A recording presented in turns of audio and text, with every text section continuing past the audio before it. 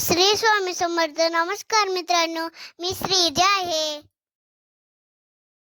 मी आज तुम्हाला आईचे प्रेम सांगणार आहे. आई म्हणजे प्रेम, आई म्हणजे माया. आई म्हणजे आपला पहिला मित्र असतो. मुलगी म्हणजे आईचा जीव. आई आपल्यासाठी चांगल्या गोष्टी का शिकवते आणि पोरगीचं खूप सुंदर आहे नातं. तुम्ही महाराज माझ्या आईला आनंद ठेवा. आपली कृपा नेहमी राहू द्या. देवांनी मला आई खूप छान दिली आहे. म्हणून मी स्वामींचे आभार मानते. श्री स्वामी समर्थ. जय जय स्वामी समर्थ.